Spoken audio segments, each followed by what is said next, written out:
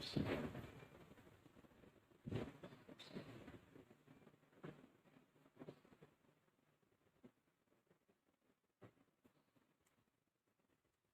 दोस्तों, good morning. मैं संजीव प्रजापति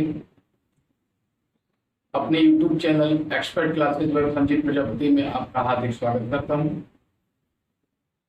मैंने यहाँ पर daily science for competitions exam के लिए साइंस में फिजिक्स और केमिस्ट्री की प्रिपरेशन कराई जा रही है। यहाँ पर आपको आज फिजिक्स के क्वेश्चंस देखने को मिलेंगे और उम्मीद करता हूँ आपकी अपनी एग्जाम की तैयारी बहुत अच्छी चल रही होगी। जैसा कि आपको मालूम है, TGT एग्जाम डेट बहुत जल्दी ही क्लियर होने वाली है। ऐसे में अपनी तैयारी को अच्छे से करते रहिएगा, ठीक है ना। शुरू करते हैं फिजिक्स का पहला क्वेश्चन। आज हमारे सामने फिजिक्स का पहला क्वेश्चन लिखा हुआ है, सर्वाधिक विशिष्ट ऊष्मा वाला पदार्थ है। सर्वाधिक विशिष्ट ऊष्मा वाला पदार्थ है, अर्थात हमें ये बताना है किस पदार्थ की विशिष्ट ऊष्मा सर्वाधिक है। ऑप्शन में सिल्वर, कॉपर, H2O और N2O दिया हुआ हो सकता है। यहाँ पर आप एल्युमिनियम कर लीजिएगा, एल्युमिनियम। अब हमें इन चारों में बताना है सर्वाधिक विशिष्ट ऊष्मा किसकी होती है। हम जानते हैं कि जल की विशिष्ट ऊष्मा सर्वाधिक होती है। सर्वाधिक विशिष्ट ऊष्मा का मान कितना होता है? 1। जल की सर्वाधिक विशिष्ट ऊष्मा कितनी होती है? 1। एक से ज्यादा विशिष्ट ऊष्मा किसी तत्व की नहीं होती है। ठीक है दोस्तों, उम्मीद है कि आपको ये बात समझ में आ गई होगी। सर्वाधिक विशिष्ट ऊष्मा जल की होती है और जल का विशिष्ट ऊष्मा कितनी होती है? सर्वाधिक 1 होती है। क्वेश्चन नंबर 2 देखते हैं। क्वेश्चन नंबर 2 पर लिखा है, किस ताप पर जल का घनत्व सर्वाधिक होता है? किस ताप पर जल का घनत्व सर्वाधिक होता है? हम सब लोग जानते हैं कि जल का घनत्व सर्वाधिक होता है 4 डिग्री सेंटीग्रेड पर इसके जो ऑप्शन लिखे होते हैं वो सेंटीग्रेड बिना लिखे होकर के फ़ारेनहाइट में लिखे होते हैं। यहाँ लिखा होता है 4 डिग्री फ़ारेनहाइट, फिर लिखा होता है -40 डिग्री फ़ारेनहाइट, फिर लिखा होता है 39.2 डिग्री फ़ारेनहाइट, फिर आगे लिखा होता है 20 डिग्री फ़ारेनहाइट। अब हमें इन 4 ऑप्शंस में देख कर बताना होता है जल का घनत्व सर्वाधिक किस ताप पर होगा। तो हम आपको बता देते हैं, जब हम 4 डिग्री सेंटीग्रेड को फ़ारेनहाइट में चेंज करते हैं तो उसका मान आता है 39.2 डिग्री फ़ारेनहाइट। दोस्तों ध्यान रखिएगा, जल का घनत्व सर्वाधिक 39.2 डिग्री फ़ारेनहाइट पर होता है। इसके बाद में अगर हम पहुंचते हैं केल्विन पर 0 डिग्री सेंटीग्रेड का सत्य मान कितना होगा। केल्विन पर 0 डिग्री सेंटीग्रेड का सत्य मान पूछा जाता है तो हमें मालूम है डिग्री सेंटीग्रेड को 0 डिग्री सेंटीग्रेड को केल्विन में चेंज करें तो इसमें हम 273 प्लस कर देते हैं तो सत्य मान वैल्यू हमको 273 प्राप्त हो जाती है। लेकिन इसका सत्य मान 273 ना होकर के 273.15 केल्विन होता है। ठीक है, केल्विन स्केल पर 0 डिग्री सेंटीग्रेड का सत्य मान 273.15 होता है। क्वेश्चन नंबर 3 देखते हैं। 3 के बाद 4 क्वेश्चन नंबर देखते हैं। चौथा क्वेश्चन लिखा हुआ है, फ़ारेनहाइट में परम शून्य ताप का मान बताइए। फ़ारेनहाइट में परम शून्य ताप का मान बताइए। हम आपको बता देते हैं परम शून्य ताप वह ताप है जिसमें पदार्थ के अणुओं की गति रुक जाती है। परम शून्य ताप वह ताप है जिस पर पदार्थ के अणुओं की गति रुक जाती है। परम शून्य ताप का मान जो होता है 0 केल्विन होता है। कितना होता है? 0 केल्विन होता है। अगर यही मान हमसे फ़ारेनहाइट में पूछा जाए तो फ़ारेनहाइट में इसी मान की वैल्यू होती है 459.4 फ़ारेनहाइट। 4.45 459.4 फ़ारेनहाइट। 459.4 को हमारे पास जो ऑप्शंस होते हैं उनमें 460 डिग्री फ़ारेनहाइट भी लिखा हुआ हो सकता है। ठीक है, तो हमें 460 को टिक करना होगा। इसके बाद हम चलते हैं बैलगाड़ी के पहिए की गति।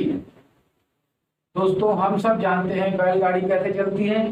बैलगाड़ी का पहिया इस तरह का होता है और ये आगे की ओर चलती चली जाएगी, नहीं चलती नहीं चली जाएगी, चलती हुई आ रही है। ठीक है ना, बैलगाड़ी इधर चलती हुई आ रही है तो इसमें जो गति हो रही है, अभी बैलगाड़ी यहाँ पर है, मान लिया ए पोजीशन पर है और बी पोजीशन पर बैलगाड़ी आ जाती है, तो हमने देखा इसके पहिए में स्थानांतरित गति है। दूसरा, ये पहिया जब घूम रहा है तो अपनी धुरी पर, एक्सिस पर भी तो घूम रहा है। यहाँ एक्सिस को देखेंगे तो एक्सिस पर ये कौन सी गति कर रहा है? घूर्णन गति कर रहा है। कौन सी गति कर रहा है? घूर्णन गति कर रहा है। इस तरह से हमने क्या देखा, बैलगाड़ी के पहिए में घूर्णन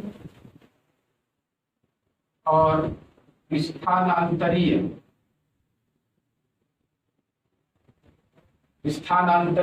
गति पाई जाती है। इसमें दो प्रकार की गतियां हैं, घूर्णन गति और स्थानांतरित गति। विस्थापन और दूरी के अनुपात का आंकिक मान पूछा गया है। ये बहुत बार एग्जाम में पूछा जाता है, इंपॉर्टेंट है, याद रखिएगा। विस्थापन सदिश राशि होती है और दूरी अदिश राशि होती है।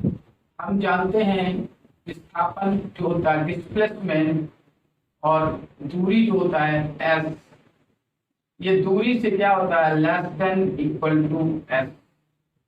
Displacement less than equal to S होता है। कहने का मतलब विस्थापन दूरी के बराबर तो हो सकता है, उससे कम भी हो सकता है, लेकिन उससे बड़ा कभी नहीं होता। इस प्रकार अगर हम इनका अनुपात निकालते हैं T/S, दोनों का अनुपात निकालेंगे तो क्या होगा? S अपान में आ जाएगा और यहाँ पर बचेगा 1। क्या बचेगा? 1। तो इनका जो अनुपात है डिस्प्लेसमेंट अपॉन डिस्टेंस का जो अनुपात आएगा विस्थापन और दूरी का, वो लेस देन इक्वल टू 1 होगा, 1 के बराबर अथवा 1 से कम होगा। इसके बाद में चलो मैं इसके लिए थोड़ा स्पेस बना लेता हूँ। इसके बाद में हमें बल दिया हुआ है। क्या दिया है? बल। बल नहीं है, हाँ बल का समीकरण है F बराबर AT प्लस BT स्क्वायर में A और B की विमा ज्ञात कीजिए। ये सवाल हमारा मैकेनिक्स का सवाल है, बहुत बार बनता है। हम जानते हैं समान प्रकार की विमाओं को ही आपस में जोड़ा अथवा घटाया जा सकता है, इसलिए हम क्या करते हैं? F बराबर AT लिखते हैं। यहाँ पर एक बराबर हमको F अपॉन T मिल जाएगा। F की वैल्यू कितनी होती है? F बराबर होता है MA अपॉन T। M का मतलब हो गया कैपिटल M की विमा M होती है और ALT माइनस 2 अपॉन T की विमा अगर नीचे लिखेंगे तो T हो जाएगा। इस प्रकार हमें A की विमा मिल जाएगी ML T की पावर माइनस 3। आइए दोस्तों अब हम B की विमा निकालें।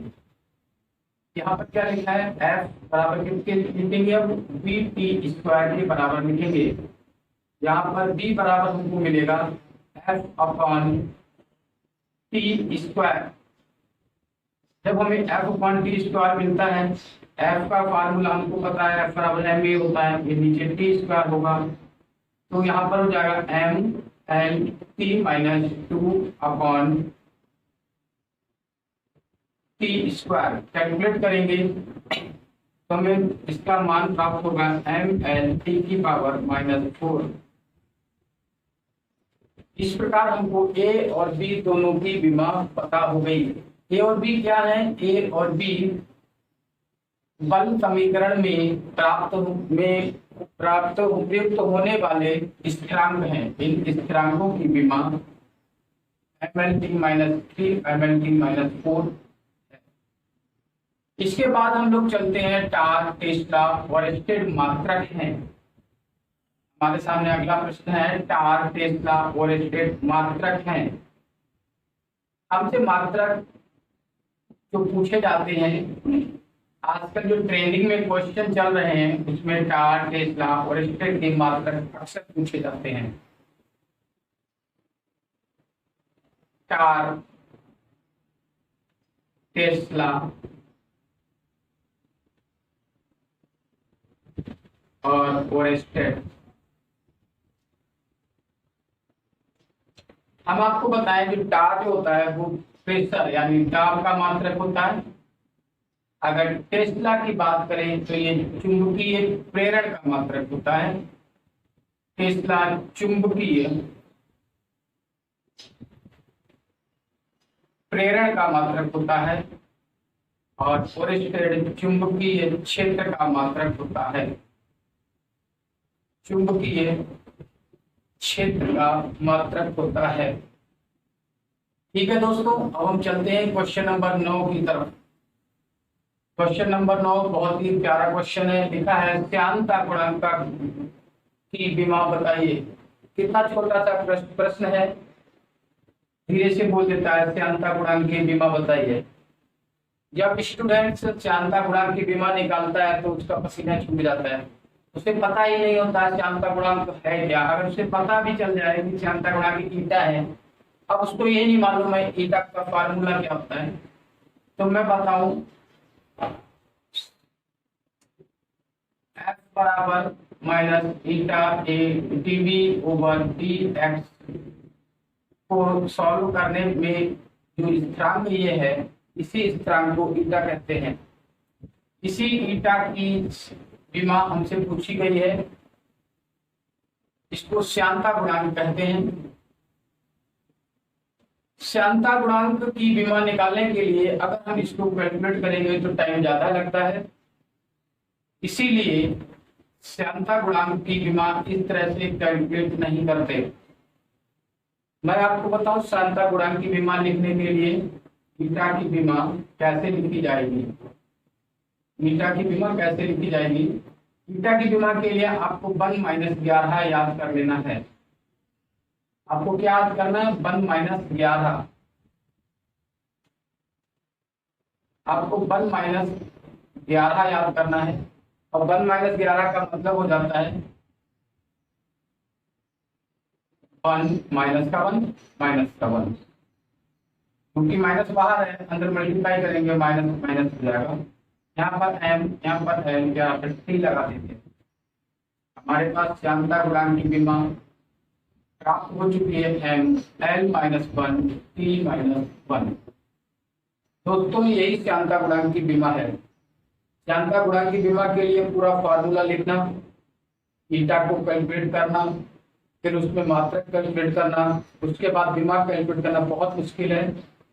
इसलिए हमने 1-11 एक ट्रिक बनाई हुई है, इससे आप याद कर लीजिए और उम्मीद है कि आप श्यानता गुणांक की विमा को नहीं भूलेंगे। इसी तरह कैपिटल जी की विमा, कैपिटल जी की विमा बहुत सारे एग्जाम्स में मैनी टाइम्स पूछी जाती है और हर साल कितना किसी एग्जाम में जरूर पूछ ली जाती है। कैपिटल जी की विमा अगर पूछी जाए तो इसके लिए हमें फिर वही F बराबर कैपिटल जी m1 m2/r², ये फार्मूला याद आता है। लेकिन हमें ऐसा नहीं करना है। हमें अगर कैपिटल जी की विमा पूछी जाए तो -12 के बीच में प्लस का 3 लगाना है। 12 के बीच में प्लस का 3 लगाना है। -12 कितना होगा? -1 -2 प्लस का 3 यहाँ लगा दीजिए। फिर लिख दीजिए M L T. Capital G की विमा का मान हो गया m-1, एल का l+3 और t-2। ये हमारी कैपिटल जी यानी सार्वत्रिक गुरुत्वाकर्षण नियतांक की विमा प्राप्त हो जाती है। यूनिवर्सल ग्रेविटेशनल कांस्टेंट की विमा जो होती है कितनी हो गई, m-1 l³ और t-3। कितना इजी है निकालना विमा। इसको याद करते करते हम लोग परेशान हो जाते हैं, समझ में नहीं आता कैसे याद करें और कैसे निकालें। दोस्तों इसी श्रृंखला में आगे हम पहुंच रहे हैं प्लांक नियतांक की विमा। प्लांक नियतांक को हम h से प्रदर्शित करते हैं, सबको मालूम है। प्लांक की दोस्ती हमारी जो होती है कोणीय संवेग के साथ होती है। किसके साथ होती है, कोणीय संवेग। और कोणीय संवेग को हम J से प्रदर्शित करते हैं। J का मान होता है I ओमेगा। यहाँ I क्या है, मोमेंट ऑफ इनर्शिया, जड़त्व आघूर्ण, और ओमेगा क्या है, कोणीय संवेग, ठीक है, एंगुलर मोमेंटम। J बराबर I ओमेगा जब हमें मिल जाता है तो I बराबर कितना होता है, m r² omega. m r² omega की जगह लिखेंगे 2πn। ये 2π जो है स्थिरांक है, n आवृत्ति को शो करता है। m r² की विमा लिखेंगे m l², आवृत्ति की विमा लिखेंगे, आवृत्ति की विमा क्या होती है, t⁻⁻1। तो इस प्रकार h की विमा हमें क्या मिल जाती है, ml² t⁻⁻1। अच्छा, इसका मात्रक भी बहुत बार पूछा जाता है। प्लांक नियतांक का मात्रक बताइए। तो मात्रक होता है जूल सेकेंड। क्या मात्रक होता है, जूल सेकेंड। इसके इस तरह से हमने आज 11 सवाल पढ़ लिए। 11 क्वेश्चन पढ़ने के बाद आपको स्टैंडर्ड का पता लग गया होगा किस तरह के क्वेश्चन पेपर में बनते हैं। अब चलते हैं क्वेश्चन नंबर 12 की तरफ। थोड़ा कैलकुलेटिव क्वेश्चन है, इनको ध्यान रखिएगा। लिखा है a बराबर 2i + 3j + 8k और b बराबर लिखा है 4j - 4i + αk। और यहाँ पर एक कंडीशन दी हुई है, vector a perpendicular on vector b। और फिर हमसे पूछा गया है alpha equal to what. Vector A ये है और वेक्टर बी ये है। यहाँ पर जो स्थिरांक प्रयुक्त हो रहा है, इस स्थिरांक का मान हमें बताना है। ठीक है, कैलकुलेट करते हैं। क्योंकि हमें जैसा कि कोई कंडीशन दी हुई है ए परपेंडिकुलर बी, कि वेक्टर ए वेक्टर बी पर 90 अक्ष का कोण बनाता है। ऐसी कंडीशन में जब ये एक दूसरे पर लंबवत होते हैं तो वहां पर हम फार्मूला यूज करते हैं vector A dot vector B equal to 0। क्यों, ये 0 क्यों हो गया, इनका डॉट प्रोडक्ट 0 होता है जब दोनों वेक्टर एक दूसरे पर लंबवत होते हैं। ऐसी कंडीशन में अब इनका डॉट प्रोडक्ट यहाँ से निकालेंगे। 2 को i की गुणा करेंगे, j की गुणा करेंगे, k की गुणा करेंगे। i की गुणा करो, 2 4 जा 8 माइनस का 8, 3 4 जा 12 प्लस का 12 और 8 alpha plus 8 alpha equal to कितना हो गया, 0।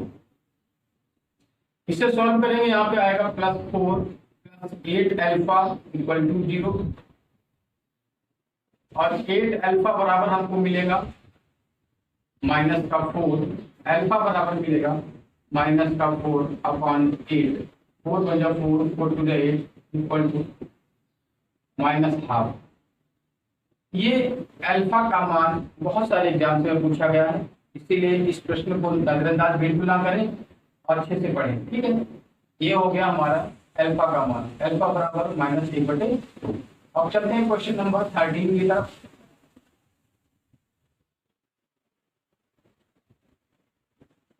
क्वेश्चन नंबर 13 में लिखा है F बराबर कितना न्यूटन और R बराबर कितना है। तो वर्क बराबर बताइए कितना होगा, यानी बल और विस्थापन हमको दिया हुआ है, बल और विस्थापन दिया हुआ है, हमसे कार्य पूछा है। F बराबर दिया है 5I + 3J और R बराबर हमको दिया हुआ है 2I + 1J और हमसे W बराबर पूछा है क्या होगा। दोस्तों हमें मालूम है कि जब बल और विस्थापन दिया हुआ हो तो W बराबर होता है F.R। तो F.R निकालने के लिए I से मल्टीप्लाई करेंगे और J से मल्टीप्लाई करेंगे। I से मल्टीप्लाई करेंगे तो कितना हो जाएगा, सॉरी यहाँ पर माइनस है, यहाँ पर माइनस करना होगा, ठीक है। 5 × 10 या इनको लिख लीजिएगा पहले एक बार, अब आपको समझने में ज्यादा सहूलियत होगी। 2I - 1J। अब देखिए I से मल्टीप्लाई किए 5 × 10 और माइनस प्लस माइनस और 3 बन जा 3 इक्वल टू कितना हुआ 7 जूल। इसलिए इस प्रकार हमने देखा कि W का जो हमें मान प्राप्त होता है, कितना प्राप्त होता है 7 जूल। ये फार्मूला तो सबको मालूम होगा और नहीं मालूम है तो याद कर लीजिए, इसके बिना काम नहीं होने वाला। क्योंकि प्रॉब्लम सॉल्व करनी है तो प्रॉब्लम सॉल्व करने के लिए हमको फार्मूले याद होना बहुत जरूरी है। दोस्तों इसके बाद में एक बहुत ही ट्रिकी क्वेश्चन आता है। 150 मीटर लंबी ट्रेन पूछा जाता है। 150 मीटर लंबी ट्रेन 850 मीटर लंबे पुल को 45 किलोमीटर/आवर की स्पीड से पार करने में कितना समय लेती है या कितने समय में पार करेगी। दोस्तों ट्रेन की लंबाई है 150 मीटर, स्पीड की लंबाई है 850 मीटर और ट्रेन की जो चाल है वो है 45 किलोमीटर/आवर। ऐसी कंडीशन में हमें पुल को पार करने में लगा हुआ समय प्राप्त करना है। हमने एक सूत्र पढ़ा हुआ है, दूरी बराबर चाल गुणे समय। ये बचपन से पढ़ते आए हैं, इसी सूत्र का इस्तेमाल करना है। हमें समय बराबर निकालना है, कितना होता है डिस्टेंस अपॉन चाल, दूरी बटे चाल। यहां तक तो सबसे हो जाता है। प्रॉब्लम यह है कि दूरी कितनी तय की ये हमें पता करना है। हमें मालूम है कि पुल के सामने ट्रेन खड़ी है, उसका इंजन ये है, पहली जो सबसे आगे इंजन ही होता है, ये इंजन लगा हुआ है।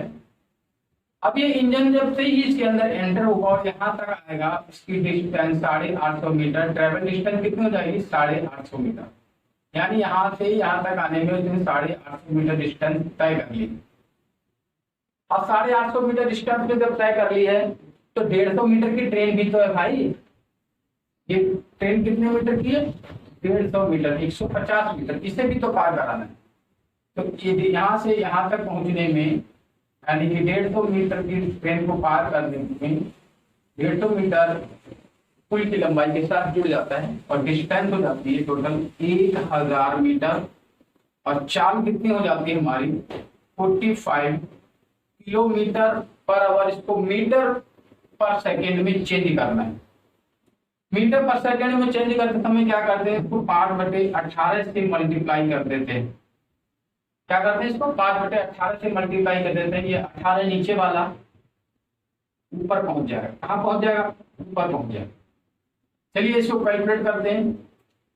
5 दूनी 10, 5 दूनी 45, 9 दूनी 18, ये 2 2 400, ये क्या 2 जीरो भी ऊपर जाएगा 400। ऐसे को यही कैलकुलेट करो तो 5 चौक 20, 40, 40 दूनी 80 सेकेंड। दोस्तों अब आपको लग रहा होगा क्वेश्चन काफी इजी पूछे जाते हैं एग्जाम में, बट आपको कैलकुलेशन आनी चाहिए। इसमें 2 चीजें थी। एक तो बच्चे जब डिस्टेंस कैलकुलेट करते हैं यहाँ पर मिस्टेक करते हैं, दूसरी मिस्टेक यहाँ पर करते हैं जो हमारे पास वेलोसिटी दी होती है, चाल दी जाती है, स्पीड दी जाती है, उस स्पीड को किलोमीटर पर सेकंड में ही रख देते हैं, ना कि उसको मीटर पर सेकंड में चेंज नहीं करते। अगर नहीं चेंज करोगे, कहीं एक जगह भी गलती हो जाती है तो हमारी कैलकुलेशन में आंसर ठीक नहीं आएगा। इसके बाद चलते हैं, हमारा क्वेश्चन नंबर होगा 15। एक वायुयान, देखिए वायुयान भी आ गया भाई। ये वायुयान मतलब हवाई जहाज, एरोप्लेन। एरोप्लेन क्या करता है कि 400 मीटर नॉर्थ साइड में उड़ता है। कहाँ उड़ता है? 400 मीटर नॉर्थ साइड। कितना उड़ेगा? 400 मीटर। 400 मीटर नॉर्थ साइड में उड़ के गया, फिर साउथ साइड में फिर से उड़ के वापस आ गया 300 मीटर। कितना हो गया? 300 मीटर। तो अपनी पोजीशन से कितना डिस्टेंस चलाई? 100 मीटर का विस्थापन। कितना विस्थापित हुआ? 100 मीटर। विस्थापन कितना हुआ? 100 मीटर। अब ये ऊपर की ओर चला, ऊपर की ओर कितना चला? 1200 मीटर। कितना चला? 1200 मीटर। अब हमें क्या बताना है? कुल विस्थापन कितना है? कुल विस्थापन कितना है? आप देख रहे हो ना, यहाँ पर मतलब यहाँ से चला और फिर वापस यहाँ आया 300 मीटर और फिर यहाँ से ऊपर उड़ गया 1200 मीटर। तो हमारी विस्थापन ये प्राप्त हो, विस्थापन के लिए ये एंगल प्राप्त होता है। तो इसमें क्या करते हैं, हमें क्या निकालना है? देखिए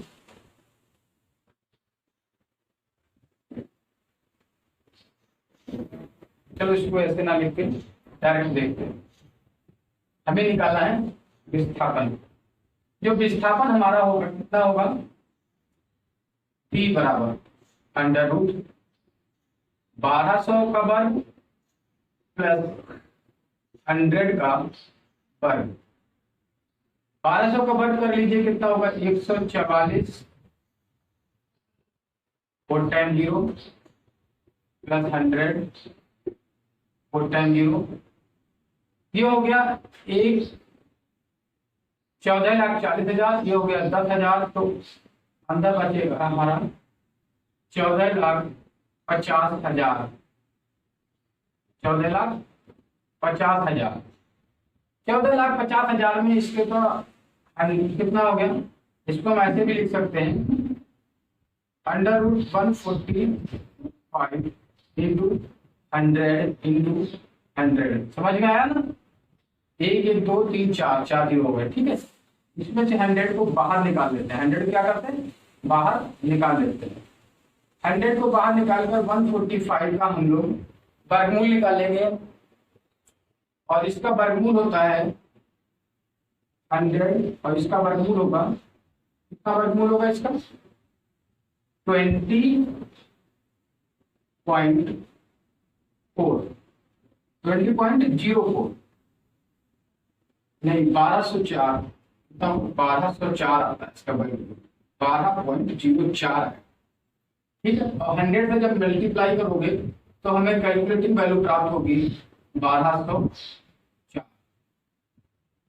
ऐसी कंडीशन में आपको जो ऑप्शन 1204 आपका आंसर आया, यही आंसर ठीक है। 1204 क्या होगा? ये मीटर होगा। ठीक है, हो सकता है आपके आंसर में 1204 ना लिखकर 1200 मीटर दिया हो, तो ये भी आंसर ठीक होगा। ठीक है दोस्तों, इस प्रकार हम चलते हैं क्वेश्चन नंबर 16 की तरफ। क्वेश्चन नंबर 16 है, कण का विस्थापन दिया हुआ है और लिखा है इसका प्रारंभिक वेग और त्वरण पता करना है, ज्ञात कीजिए। कण का विस्थापन y बराबर 1 plus B T plus C T square minus D T की पावर 4 है। तो प्रारंभिक वेग और त्वरण ज्ञात कीजिए। प्रारंभिक वेग निकालने के लिए क्या करेंगे? हम D Y over D T calculate करेंगे, तो इसका स्थिरांक है ये वैल्यू 0 हो जाएगी और प्लस हमको प्राप्त होगा B T P plus 2 C T minus 4 D T cube. ये वेलोसिटी के लिए हो गया। और इसके बाद में अगर हम बात करें एक्सीलरेशन के लिए तो हो जाएगा D square Y over D T. इसी को फिर से कैलकुलेट कर लेंगे, डिफ्रेंशिएट कर लेंगे। इसको दोबारा डिफ्रेंशिएट करने पर क्या होगा? इसका मान तो 0 है, ये खत्म हो गया, इसका मान भी 0, ये भी खत्म। कितना मिलेगा हमको? 2c माइनस, क्योंकि टी का डिफरेंशिएशन करोगे 1 हो जाएगा, 2c मिलेगा, माइनस का मिलेगा माइनस का 4 इंटू 3 कितना होगा 12, टी क्या हो जाएगा टी, 4 12 टी स्क्वायर। ठीक है, अब हमसे पूछा गया इसका प्रारंभिक वेग और त्वरण। प्रारंभिक वेग यानी कि कण जो विस्थापित हुआ, अगर वो एक बिंदु से बी बिंदु पर विस्थापित होता है तो यहाँ पर प्रारंभिक वेग कैसा है, 0 है। कैसा प्रारंभिक वेग उसका युग्मन, नहीं प्रारंभिक वेग कैलकुलेट करना है, यानी यहाँ पर स्टार्ट हुआ, यहाँ पर टी का मान कितना होगा 0। ठीक है, जब टी का मान यहाँ पर 0 हो जाएगा, समीकरण 1 में टी बराबर 0 रख देंगे, तब हमको वेग कितना प्राप्त होगा, यानी वेलोसिटी मिलने वाली है v प्लस 0 माइनस 0। तो यहाँ पर 0 रखोगे तो ये भी 0 हो जाएगा, यहाँ पर 0 रखोगे ये भी 0 हो जाएगा, तो यहाँ पर वेलोसिटी हमको मिल जाएगी v मीटर पर सेकेंड। और त्वरण हमसे भी पूछा है, त्वरण के लिए भी प्रारंभिक समय हमारे लिए, प्रारंभिक स्थिति में समय कितना हो जाएगा 0, टी का मान 0, ये वैल्यू भी 0 हो जाएगी। यहाँ पर हमें एक्सीलरेशन ए बराबर कितना मिलेगा 2c मीटर पर सेकेंड स्क्वायर, कितना मिलेगा मीटर पर सेकेंड स्क्वायर। इस तरह से दोस्तों हमने देखा बी और सी के दोनों मान कैलकुलेट किए और ऑप्शन में यही दोनों मान b, 2c की तरह लिखे हुए नजर आएंगे। अगला क्वेश्चन, इसमें मिस्टेक कहां पर होती है मैं आपको बताऊं। कण का जो विस्थापन है यहाँ पर लिखा ना, इसका प्रारंभिक वेग, ये प्रारंभिक शब्द है, इसी का मतलब है t बराबर 0। प्रारंभिक वेग जब अभी वेग और त्वरण जो है विस्थापन में ए से बी पॉइंट तक जाता है, तो यहाँ पर तो टी बराबर पहले पॉइंट पर तो 0 होगा ना, तो टाइम टेकन 0 होता है। दूसरा क्वेश्चन नंबर 17 लिखा हुआ है हमारे पास, मीनार की चोटी से पत्थर जमीन पर 4 सेकंड में पहुंचता है तो मीनार की ऊंचाई बताइए। ये कोई मीनार है, यहाँ से एक पत्थर गिराया जाता है और जमीन पर पहुंच जाता है, 4 सेकंड लगता है। कितना टाइम लगता है 4 सेकंड में पहुंच जाता है। हमसे पूछा है मीनार की ऊंचाई बताइए, हमने फॉर्मूला पढ़ा हुआ है h बराबर ut plus half gt square, क्योंकि ये गुरुत्वीय ग्रेविटेशनल एक्सीलरेशन के अंतर्गत आएगा। तो यहाँ पर h बराबर कितना हो जाएगा, प्रारंभिक वेग यहाँ पर कितना है 0 है, u बराबर कितना है 0, तो ये वैल्यू हो गई 0 plus half G T square में मान रखते हैं। h बराबर हो गया हाफ g का मान हो गया 10 टी स्क्वायर, कितना हमें दिया हुआ है, हमको t बराबर 4 सेकेंड दिया हुआ, कितना दिया है t बराबर 4 सेकेंड दिया हुआ, ये 4 का वर्ग हो जाएगा और यही पे वर्ग कर देते हैं, 4 का वर्ग हो गया 16, 2 पंजे 10, 2 पंजे 10 हो गए और ये 4 का वर्ग 16, तो 16 पंजे 80 मीटर। हमको मीनार की ऊंचाई कितनी मिल गई 80 मीटर। ठीक है दोस्तों, उम्मीद करता हूं आपको समझ में आया होगा। क्वेश्चन नंबर 18 देखते हैं।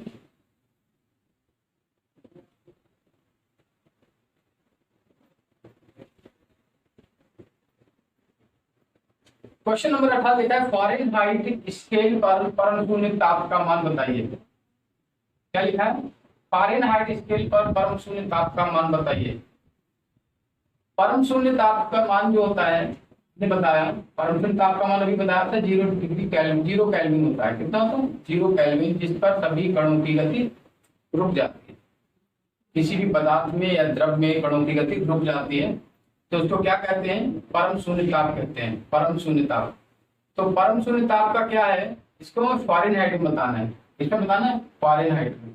फ़ारेनहाइट में परम शून्य ताप का मान होता है -459.4 डिग्री फ़ारेनहाइट। ये आप याद कर लीजिएगा और इसी को 760 डिग्री फ़ारेनहाइट भी लिखा जाता है। ठीक है दोस्तों, इसके बाद चलते हैं क्वेश्चन नंबर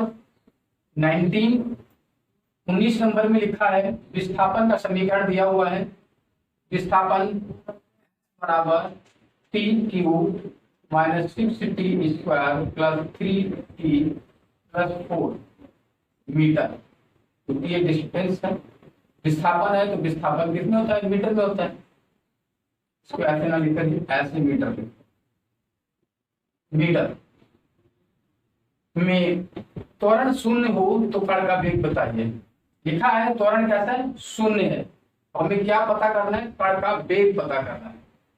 तो आइए हम निकालते हैं कण का वेग जब त्वरण कैसा शून्य है।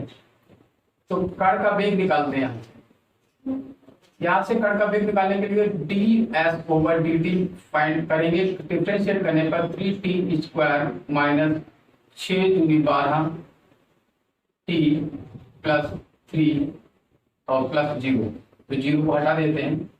हमें वेग का मान कितना प्राप्त हो गया, वेग कितना प्राप्त हुआ, कितना, ये वेलोसिटी प्राप्त होगी। और त्वरण भी हमें निकालना है, क्योंकि लिखा त्वरण का मान शून्य हो, तो भाई इसमें हमें ऐसे कैलकुलेट करके हमें देना है, ये फार्मूला नहीं लिख देना है। अगर ये फार्मूला ऐसे लिखा होता तो त्वरण शून्य है ये बताने की क्या जरूरत थी। इसको दोबारा करेंगे, D square S over D T square, दोबारा डिफरेंशिएट करने पर हमें प्राप्त होगा 6t माइनस 12, ठीक है, और प्लस 0, क्योंकि 3 क्या डिफरेंशिएशन 0 आएगा, ये हटा दो। हमें एक चीज और बताई गई है कि जो त्वरण जब शून्य है तो ये भी तो कैलकुलेट किया हुआ, क्या कैलकुलेट किया हम लोगों ने, त्वरण कैसा है, शून्य है, तो हमारी वैल्यू होगी, यहाँ पर 0 रख देते हैं, क्या करते हैं 0, यानी 6t माइनस 12 बराबर किसके जाएगा 0, यहाँ पर हो जाएगा 6t बराबर 12 और t बराबर कैलकुलेट करेंगे 6 दूनी 12 बराबर 2, t बराबर 2, यही मान उठाकर इस समीकरण में रखेंगे। 3 इंटू 2 का स्क्वायर माइनस 12 इंटू 2 प्लस 3, 2 दूनी 4 और 3 12 माइनस 24 प्लस 3।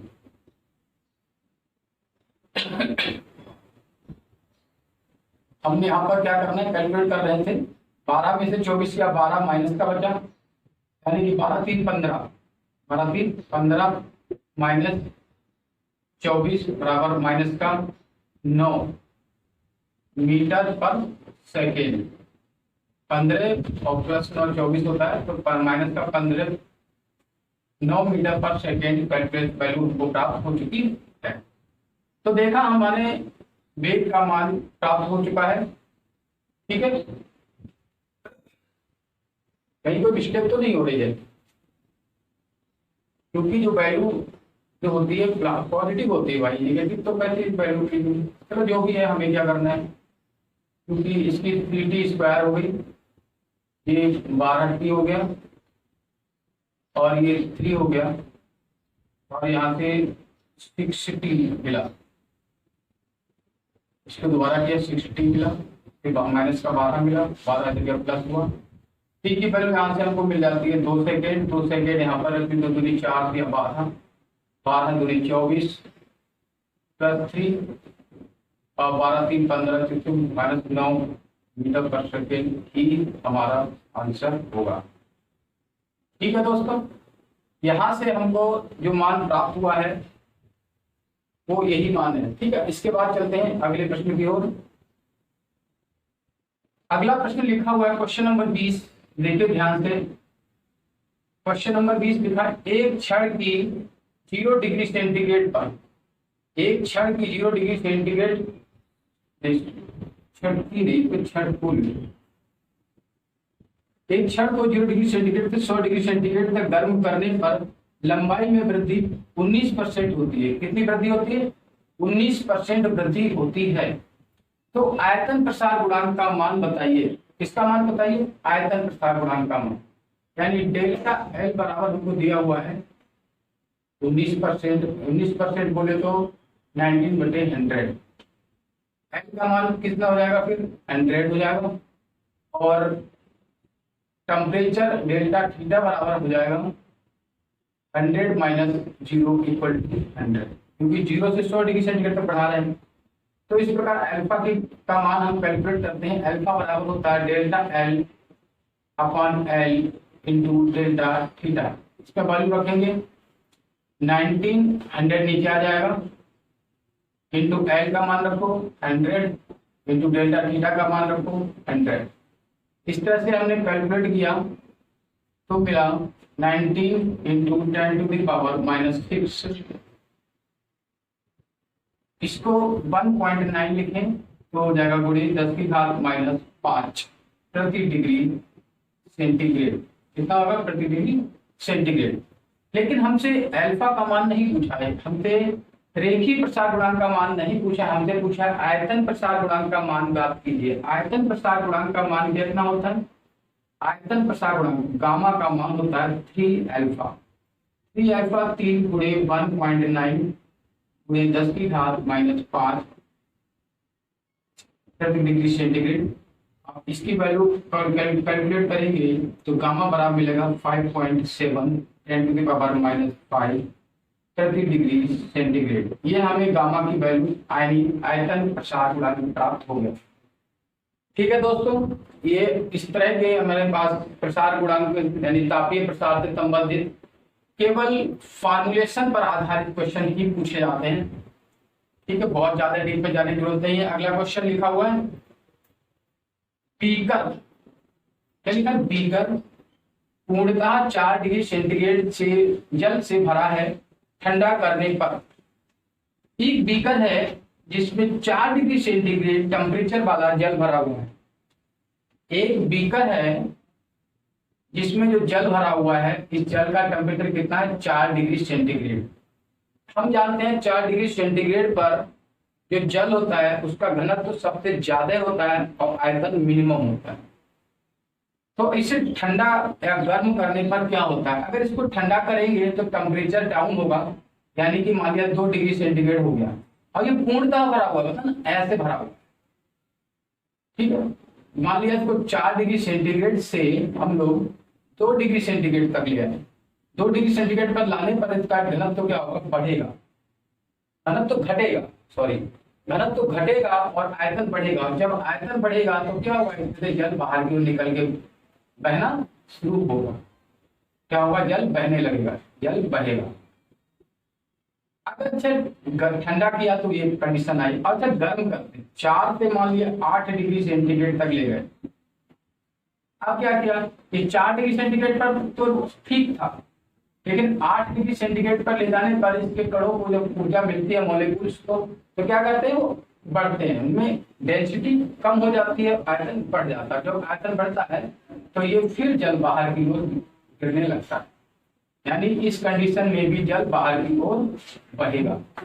तो कहने का मतलब ये है कि जिस बीकर में 4 डिग्री सेंटीग्रेड पर जल भरा हुआ है, उस जल को या तो ठंडा करें अथवा गर्म करें, हम कुछ भी करते हैं तो उसमें क्या होता है?